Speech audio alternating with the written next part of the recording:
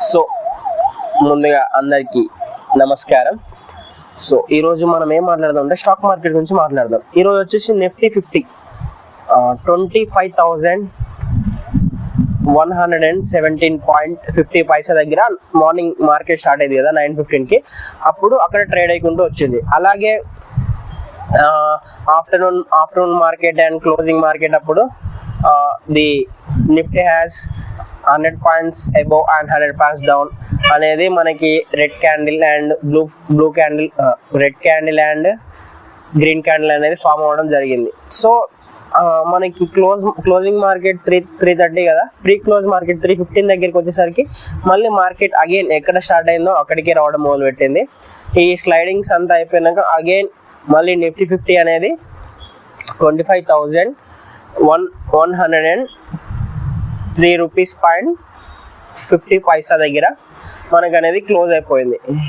50 పైసా అంటే 25,103.50 పైసా 20 ఈ పాయింట్స్ దగ్గర అనేది క్లోజ్ అయిపోయింది మార్కెట్.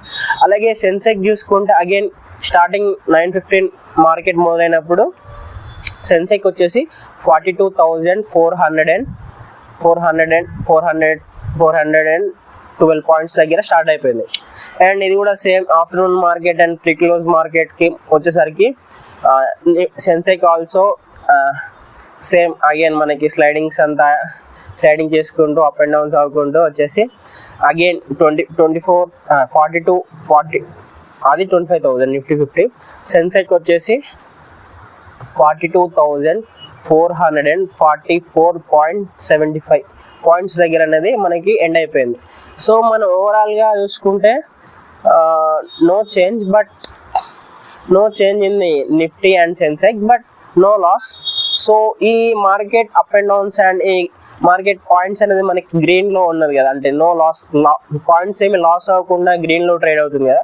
సో దీనివల్ల చాలా మట్టికి అంటే నా పోర్ట్ఫోలియో ఉన్న స్టాక్స్ గురించి మాట్లాడుకుంటే ఈవెన్ 50% స్టాక్స్ అనేవి గ్రీన్లో అంటే మనకి గ్రీన్లో ఉన్నాయి. And another 50% has going to down and 50% has up. And maximum నేను చాలా స్టాక్స్ కూడా చూసాను, చాలా కూడా గోయింగ్ అప్లోనే ఉన్నాయి. Maximum all BSE and NSE సెగ్మెంట్లలో వచ్చిన స్టాక్స్లలో 30% స్టాక్స్ అనేవి మనకి నార్మల్ డౌన్లో ఉన్నాయి అండ్ గెయినర్స్ వచ్చేసి 70% దాకా ఉంది. సో ఇది ఈరోజు మన మార్కెట్ జరిగింది. అండ్ ఈరోజు డేట్ వచ్చేసి 9 జూన్ 2025. సో ఇదన్నమాట ఈరోజు మార్కెట్. అండ్ ఇంకా బ్యాంక్ నిఫ్టీ వచ్చేసి దాన్ని నేను అంటే పాయింట్స్ అంత గుర్తులు, అది కూడా సేమ్ ఇలానే ఉంది. నో మరి పెద్దగా గెయిన్ ఏం అవ్వలేదు, సేమ్ అరౌండ్ 50 పాయింట్స్ అక్కడ ఆగి ఉంటుంది కదా. సో ఇది. అండ్ ఇంకా అలాగే వచ్చేసి అమెరికా సమ్ ఇష్యూ అవుతుంది, అంటే అమెరికా వాళ్ళు అక్కడ ఏమంటుండ్రంటే అమెరికా వాళ్ళు వేరే దేశం వాళ్ళు ఉండొద్దని వాళ్ళనేమో అంటారు కదా, ఏదో ఇంగ్లీష్లో ఏదో పేరు బాగుంటుంది అది. అమెరికాలో వేరే దేశం వాళ్ళు వీసా వ్యాలిడిటీ అయిపోయిన వాళ్ళు ఉండకుండా వాళ్ళ దేశం నుంచి డొనాల్డ్ ట్రంప్ అతనే కదా, డొనాల్డ్ ట్రంప్ అనేది అకస్మాత్తుగా తనిఖీలు నిర్వహిస్తే అక్కడున్న స్థానికులు లేకపోతే వీసా వ్యాలిడ్ అయిపోయిన వాళ్ళు మనకి క్లారిటీగా తెలియదు కానీ వాళ్ళంతా నిరసనలు చేపట్టారు.